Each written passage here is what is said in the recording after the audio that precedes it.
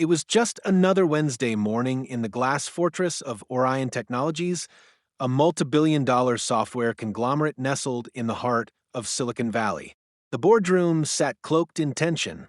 A dozen executives were gathered around a long mahogany table, their suits pristine, their faces tight with stress. At the head of the table sat Harrison Keene, the 47-year-old founder and CEO, a man known for his calculated mind and cold efficiency. And today he was not pleased. For 6 months, the company had been grappling with a catastrophic glitch in the AI software they had sold to the Department of Defense. A $500 million contract hung in the balance, teetering on the edge of collapse. The AI, named Sentient Edge, was meant to optimize logistics for military operations, cutting down waste, predicting threats, and automating supply chains. Instead, it had begun generating errors, misallocating resources, and crashing during simulations. Billions in future deals were at stake. Harrison's icy voice sliced through the thick silence. "We've thrown our top engineers at this. We've flown in experts from MIT, from Tel Aviv. And yet nothing. Explain to me, gentlemen, why this system is still failing." No one answered. Even the chief engineer, a gray-bearded man with 3 PhDs, sat in silence, sweating, frustrated and drained. Harrison eventually called the meeting to a close. "Take the weekend, fix it, or come Monday. Some of you won't be here." He stormed out, his polished shoes echoing down the marble hallway. Back at his ultramodern mansion, nestled in the hills of Los Altos, Harrison paced in his glass-walled study. He poured himself a scotch, but the liquor did little to calm him. He couldn't focus. Every solution had failed. He was moments away from calling the board and admitting defeat when a faint sound broke his concentration, a vacuum humming lightly outside the study door. He opened the door slightly and saw her, Grace. Grace Thompson had been his maid for nearly a year. She was quiet, punctual, always respectful. At 34, she carried herself with humble grace, never seeking attention. Harrison didn't know much about her, other than that she was a single mother and had relocated from Atlanta. She never overstepped boundaries. She cleaned, cooked, and left silently each evening. But today, something was different. As she vacuumed, she glanced at the giant whiteboard in his study through the open door. Rows of equations, system flows, logic trees, and failed data patches were sprawled across it. He noticed her pause. She stared at the board intently, brow furrowed. Harrison watched curiously. Then, Grace did something he never expected. She stepped closer to the board and tilted her head, studying it like a professor reviewing a dissertation. Intrigued, Harrison walked out of the study. "Something wrong with the board?" Startled, Grace stepped back. "Oh, I'm sorry, sir. I didn't mean to look. It just caught my eye." He raised an eyebrow. "You understand what's on there?" There was a long pause before she responded. "I believe your recursive logic loop is unstable because the predictive variable relies on outdated temporal matrices."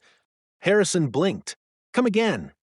Grace bit her lip, unsure if she'd crossed the line. "Sorry, I studied computer science back in college, Georgia Tech, but I had to drop out when my mom got sick and raise my son. I've kept up with things here, and they're open courses, programming forums." He stared at her, a Maid quoting advanced systems theory.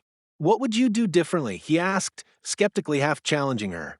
Grace hesitated, then walked over to the board.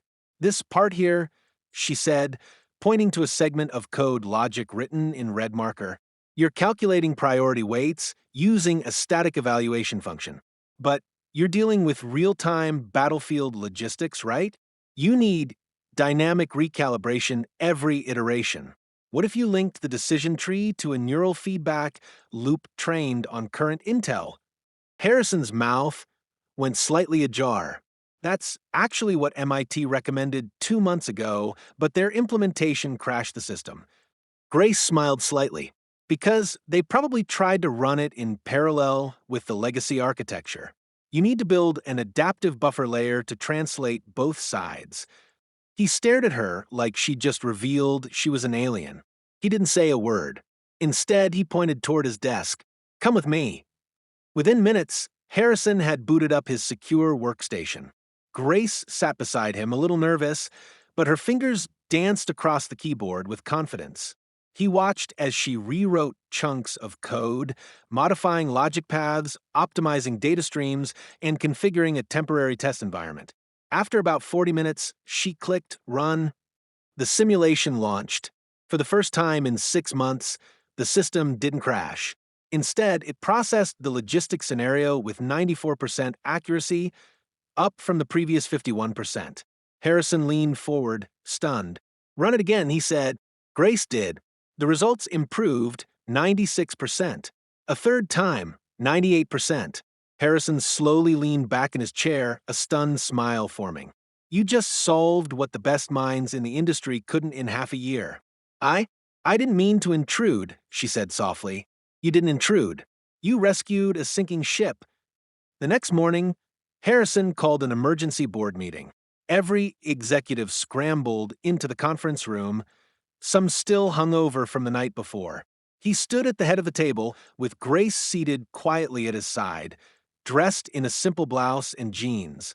She looked out of place in the sea of suits. One of the board members, a stern woman with sharp glasses, whispered, "Why is the maid here?" Harrison raised his hand to silence the murmurs. Let me make this clear. Our problem is solved. And the person who solved it is Grace Thompson. Eyes widened. Someone choked on their coffee.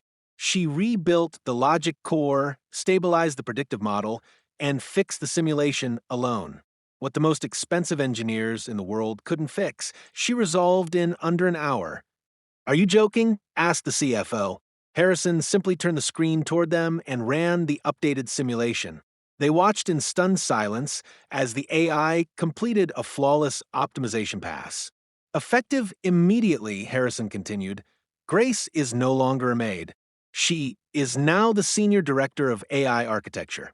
She will have a private office, a team under her, and a 7-figure salary. Grace's eyes filled with tears.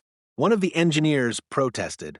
With respect, sir, she doesn't have a degree or clearance. I don't care, Harrison said firmly. We value results. And she just delivered. You should all take notes. News of Grace's promotion spread like wildfire. Within hours, tech media outlets were scrambling for interviews.